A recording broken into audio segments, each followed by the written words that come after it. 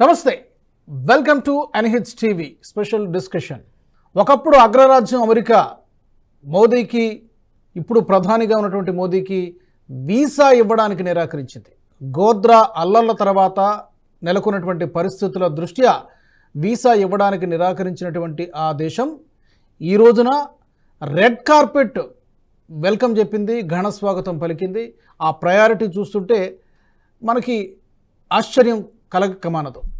గతంలో ఇదే వ్యక్తిన నిరాకరించింది ఈ దేశం అని. అప్పటి పరిస్థితులు వేరు, ఇప్పుడు పరిస్థితులు వేరు. ఈ ట్రాన్స్ఫర్మేషన్ ఎలా జరిగింది? అమెరికా వైఖరి ఈ రోజున ప్రధాని మోదీని ఎలా చూస్తోంది? గ్లోబల్ లీడర్గా ఎదిగినటువంటి విధానం, అలాగే ఈ 3 రోజుల పర్యటనలో చాలా వరకు మీడియా సంస్థలు హైలైట్ చేయనటువంటి ఒక విషయం గురించి కూడా ఈ రోజున మనం మాట్లాడబోతున్నాం. Let's discuss. నాతో పాటు జాయిన్ అవుతున్నారు రాజకీయ సామాజిక విశ్లేషకులు బండారు రామ్మోహన్ రావు గారు. రామ్మోహన్ రావు గారు, నమస్తే. నమస్కారం రాజు గారు.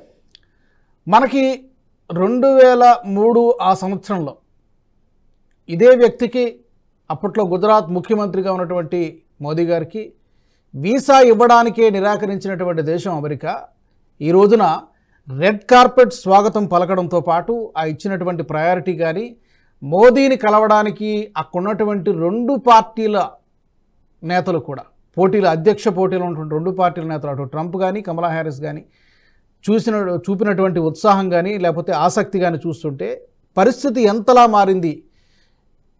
ఈ ట్రాన్స్ఫర్మేషన్ ఎలా చూస్తారు? ఖచ్చితంగా మన భారతీయులందరం గర్వించదగ్గ విషయం రాజు గారు. ఎందుకంటే ప్రధానమంత్రి మనందరికీ ప్రధానమంత్రి కదా. మన భారత విదేశాంగ విధానం కూడా మనందరికీ గౌరవం తెచ్చినా తలవంపులు తెచ్చినా రెండూ మనందరి ప్రజలకు వర్తిస్తాయి. కనుక మనం గర్వకారణంగా నిలిచిన మోడీ గారిని విశ్వనాయకుడిగా, నేను గతంలో విశ్వనాయకుడు అనే పేరు మీద ఒక ఆర్టికల్ రాశాను. ఖచ్చితంగా ఇది మనకు గర్వకారణం. రెండోది ఏంటంటే, ఇప్పుడు పోయిన పర్పస్ కూడా, ఇప్పుడు పచ్చని యుద్ధం రకంగా 2 రకాల యుద్ధాలు జరుగుతున్నాయి. భౌతిక యుద్ధాలు జరుగుతున్నాయి 2 దేశాల మధ్యన, 4 దేశాల మధ్య, 2 దేశాల మధ్యన యుద్ధాలు జరుగుతున్నాయి.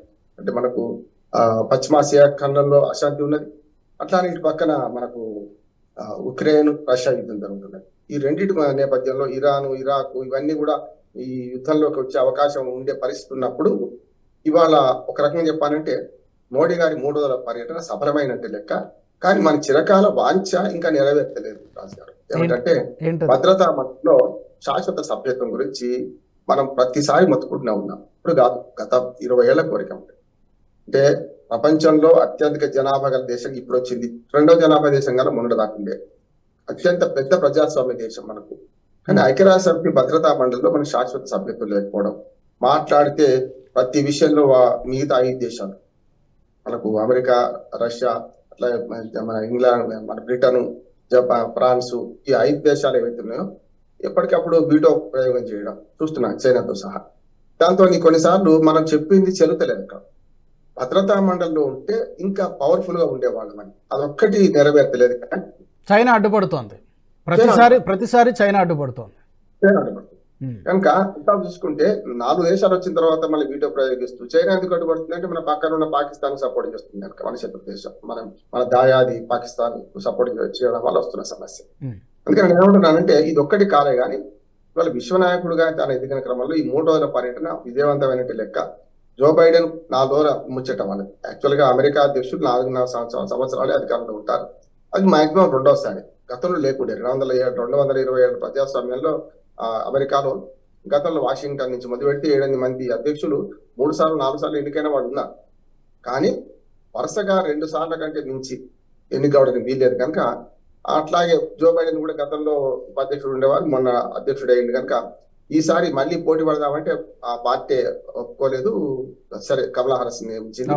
ఇవాళ చివరి క్షణాలు అన్నట్టు వరకు జనవరిలో అధికార మార్పిడి జరుగుతుంది. అయితే గెలిస్తే కమలా హారిసా లేకపోతే ట్రంప్, అంతే తప్ప జో బైడెన్ మళ్ళీ అధ్యక్షుడు కాలేడు కదా.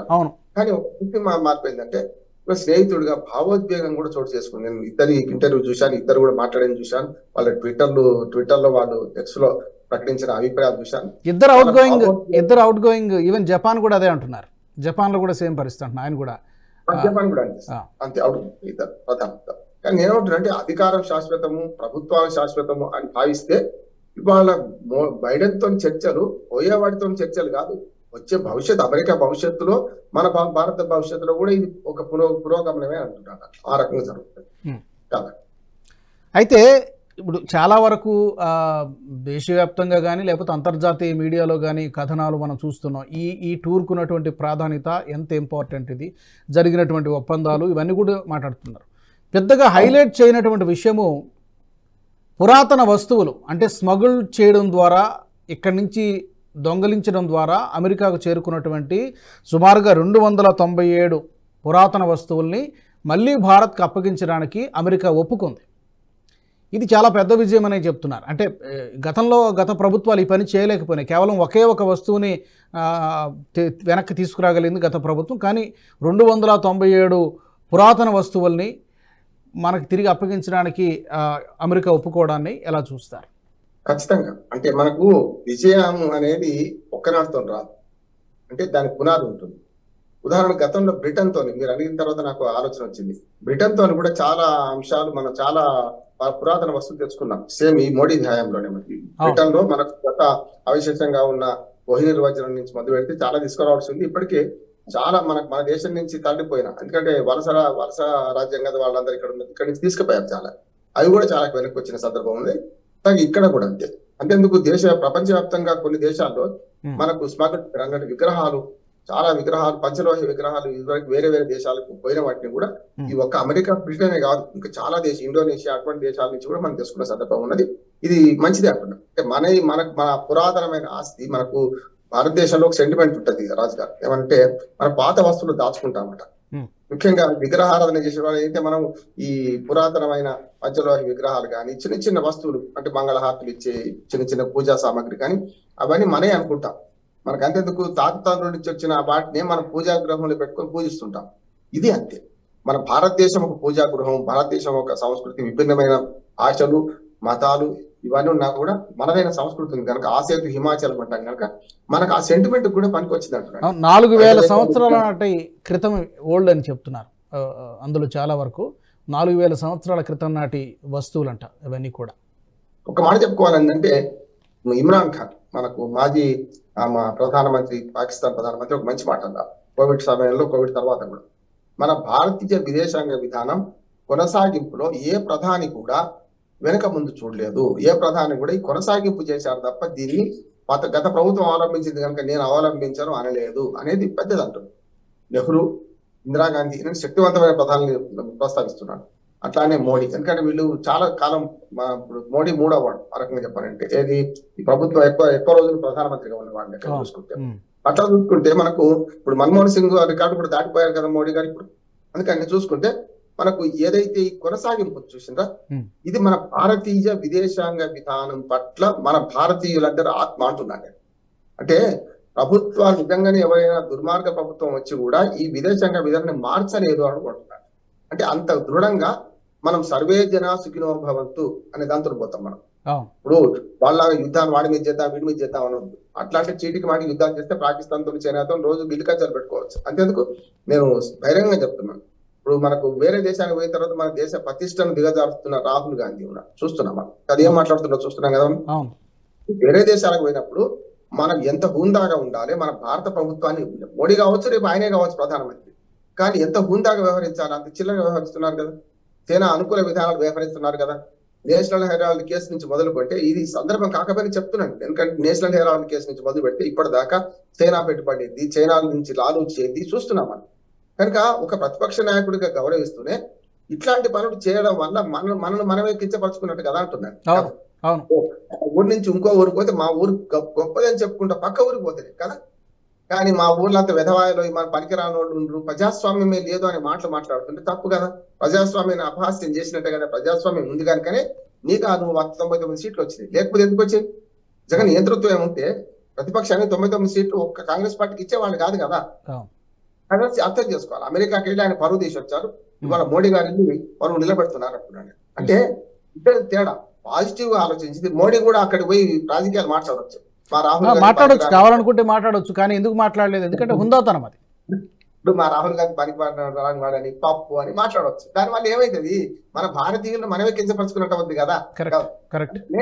హుందాగా వ్యవహరిస్తే ఎప్పుడైనా ఏనుగులాగా వ్యవహరించాలి, వీధి కుక్కలాగా వ్యవహరించింది ఎవరైనా సరే. నేను మోడీ కావచ్చు, రాహుల్ గాంధీ కావచ్చు, నేనైనా మీరైనా సరే మనం వేరే దేశానికి పోతే నేను గర్వంగా చెప్తాను, మా ఊళ్ళో ఉన్నప్పుడు నేను పలానా ఊరు అని చెప్పుకుంటాను.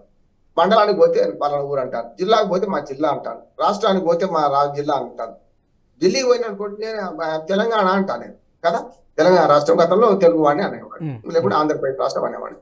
వేరే దేశానికి పోతే ఆయన ఇండియన్ అంటాం కదా కదా. ఆ భావన రావాలి. ఆ భావన రాకుండా బయట దేశాలకు పోయినప్పుడు మన నాయకులు ఎవరైనా సరే ఏ పార్టీలో ఉన్నా సరే మన భారతదేశ ఔన్నత్యాన్ని కాపాడితేనే ఇవాళ విలువ ఇప్పటిదాకా ఉన్నది ఈ విలువ అంటున్నాను. అందుకని మనకు జో బైడెన్ తో దానిలో 3 అంశాలు అయితే నాకు బాగా అనుకుంటున్నాను నేను. ఒకటేమో కొన్ని ఒప్పందాలు, వాణిజ్య ఒప్పందాలు కుదిరింది. 2 ఆర్థిక ఒప్పందాలు కుదిరింది. 3వది వేరే దేశాల సహాయం చేసే దానిలో కూడా కొన్ని ఒప్పందాలు కుదిరినాయి, సమిష్టిగా చేసేది మన నుంచి కూడా. అట్లాగే జో బైడెన్ ఒక మంచి మాట ఏమన్నా ట్విట్టర్ లో మాట్లాడుతూ ట్వీట్ చేస్తూ, మనము ఉక్రెయిన్ కు మనం మానవతా సాయం కింద సాయం చేసినాం కదా. ఇప్పుడు చంపేవాడెవడో చచ్చేవాడెవడో భగవద్గీత చెప్తే మనం చంపేవాడికైనా చచ్చేవాడికైనా సహాయం చేసినాం. అక్కడ ఏమైంది, ఆ ఉక్రెయిన్ లో బాధితులు ఎవరైతున్నారో వాళ్ళు మానవతా సహాయం కింద చేస్తే ఒక దిశలో మనము రష్యా పర్యటనలో మోడీ గారు రష్యా పర్యటన ఉన్నప్పుడు ఉక్రెయిన్ అధ్యక్షుడు అడిగిండు, ఒక రకంగా చెప్పాలంటే కొంత పరుషంగా కూడా మాట్లాడిండు. కానీ మొన్న ఉక్రెయిన్కి వెళ్ళిన తర్వాత ఏం మాట్లాడిండు, నేను తప్పుగా అర్థం చేసుకున్నాను మోడీ గారిని, మాకు కూడా మానవతా సహాయం అందిస్తున్నారు, మనకు ఇద్దరు సమానం. ఇప్పుడు అదే ఈ విషయంలో ఈవెన్ జో బైడెన్ కానీ అటు చైనా కూడా ఈ యుద్ధాన్ని ఆపగల శక్తి ఉంది అంటే, లేదా మధ్యవర్తిత్వం చేయగల శక్తి ఉందంటే అది కేవలం భారత్కే ఉంది అనేటువంటి మాట మాట్లాడడం జరిగింది. ఒక అగ్రదేశం నుంచి అలాంటి స్టేట్మెంట్ రావడం అనేది చిన్న విషయం ఏం కాదు. ఇది భారత్ యొక్క గొప్పతనమా, లేకపోతే మోదీ రాజనీతి కానీ, లేకపోతే మోదీ దౌత్యము, లేకపోతే రెండు కలిసా, ఎలా చూడాలి? రెండు కలిసి. నేనంటే వ్యక్తి స్వామ్యం నేను ఎప్పుడు ఒప్పాను, కానీ భారతదేశ మానసిక స్థితి, భారతదేశ ప్రజల యొక్క ఆకాంక్ష ఈ రకంగా నేను కేవలం దీనట్లే నేను మనం మతం దృష్ట్యా చూసినా, భారతీయుల మనస్తత్వం దృష్ట్యా చూసినా, నా జోలికి వస్తే మనం ఊరుకోము, ఇంకోటి జోలికి మనం పోము. నిజంగా మన భారత విదేశాంగ విధానాలు అదే ఉంది. వేరే దేశాల సార్వభౌమత్వాన్ని పూర్తిగా కాపాడాలి, వాళ్ళ దేశం అంతర్గత వ్యవహారంలో మనం జోక్యం చేసుకోము, మన అంతర్గత వ్యవహారంలో జోక్యం చేసుకుంటే మనమైతే ఊరుకోము. ఇది ఉన్నది. మోడీ గొప్పతనం ఎందుకంటే ఈ 3వసారి కంటిన్యూ కావడం వల్ల కూడా ఒక దృఢత్వం ఏర్పడుతుంది రాజుగారు. ఎందుకంటే ఎప్పుడైనా చూడండి, ఇప్పుడు తమ నిలవలు తప్పిన తమ మిత్రుడు శత్రువులకు గదరాసుమతి అన్నారు. నేను ఇంతకుముందు మీరు ఇంటర్వ్యూలో చెప్పారు, చాలా మంచి మాట. ఇప్పుడు 2003లో అమెరికా నిషేధించింది వీసా. అమెరికా మోడీ ఆనాడు ముఖ్యమంత్రి, గుజరాత్ ముఖ్యమంత్రి. ఆనాడున్న ప్రభుత్వం ఎవరు అంటే సంకీర్ణ ప్రభుత్వం ఉంది. 2004 నుంచి కదా మన్మోహన్ సింగ్ ప్రభుత్వం వచ్చింది. కానీ ఏమైందంటే దీన్ని అనవసరం రాజకీయాలు వాడుకున్నారు. మోడీని ఒక దోషిగా చిత్రీకరించారు. ఇవాళ అదే ఆనాడు వీసా నిరాకరించిన అమెరికానే బ్రహ్మరథం పడితే ఇవాళ కాదు, ఫస్ట్ టైం ఎన్నికైనప్పటించే ప్రధానమంత్రిగా ఫస్ట్ టైం ఎన్నికైనప్పటించే. అంతకుముందు కూడా వీసాను రద్దు చేసేది మనం వెనక్కి తీసుకున్నారు 2010 తర్వాత అనుకుంటాను. కానీ ఎప్పుడైతే ప్రధానమంత్రిగా మొదటిసారి ప్రమాణ స్వీకారం చేసిండో ఆనాటి నుంచి ఇప్పటి వరకు ఎన్నిసార్లు అమెరికా వెళ్ళినా నమో మోడీ అనే దాని మీద మన భారతీయులు ఎట్లా స్వాగతిస్తున్నారు. భారతీయులు స్వాగతించిన గొప్ప విషయంగా, కానీ అమెరికను స్వాగతిస్తున్నారు, అమెరికా ఆర్జిన్ ఉన్న వాళ్ళు స్వాగతిస్తున్నారు. ముఖ్యంగా ప్రధానమంత్రులు, అక్కడ అధ్యక్షులు, అక్కడ వేరే రాష్ట్రాలకు. అదే మనకు చెప్పారు మోడీ గారు, 29 రాష్ట్రాలు నేను ప్రధాని కాకముందు వచ్చాను, నేను వేరే దేశంలో వచ్చాను, నేను ఒక పార్టీ కార్యకర్తగా వచ్చాను, ఇవాళ గర్వంగా ఉంది, నాకు 50 రాష్ట్రాల్లో 29-30 రాష్ట్రాలు తిరిగిన గర్వంగా ఉంది అని అన్నారు. అందుకని ఆ నేల పరిచయం అయిపోయింది పూర్తిగా. మీరు అడిగిన ప్రశ్న ఏంటంటే భారతీయుల మనస్తత్వం ఒకటి, ఆనాటి నుంచి ఈనాటి దాకా ప్రభుత్వాలు ఎన్ని మారినా భారతీయుల మనస్తత్వాన్ని దాటి ఏ ప్రధానమంత్రి పోడు కదా, పోవడానికి వీలే లేదంటున్నారు. ప్రతిపక్షాలు ఉన్నప్పుడు మాత్రం దుర్మార్గంగా మాట్లాడుతున్నారు వీళ్ళే. అంటే వీళ్ళంటే మోడీ గారు కాదు, గతంలో కాంగ్రెస్ ఈ 11 ఏళ్ళుగా చేస్తున్న పని ఏంటంటే ఇదే. అధికారాలు ఏముంటేనే పటిష్టంగా ఉన్నట్టు నేను ఎప్పుడు చెప్తుంటాను రాజు గారు, కోడిగుడ్డు సామెతాన్ని. మన దగ్గర కోడిగుడ్డు అంత బంగారం ఉంటే అంత బాగున్నట్లు లెక్క, మనం బాగుంటే అంత బాగున్నట్లు లెక్క, మనం బాగాలేకపోతే ఏం బాగాలేనట్లు లెక్క. ఆ ప్రతిపక్షాలు ఇటువంటి మాటలు మాట్లాడుతాను నేను. అందుకని పివి నరసింహారావు గారి హయాంలో వాజ్పేయి గారిని పంపిండు వేరే దేశానికి. ఎందుకు పంపిండ్రు? ఆయన మన పరువు తీయరు అని. ఇవాళ ఏ పరిస్థితి రావాలని నేను కోరుకుంటున్నాను అంటే మోడీ గారు మన శిఖరాగ్ర సమావేశం ఏం జరిగితే ప్రతిపక్ష నాయకుడైన రాహుల్ గాంధీని పరిణతి చేసుకోవాలి. రాహుల్ గాంధీ అప్పుడు నిజమైన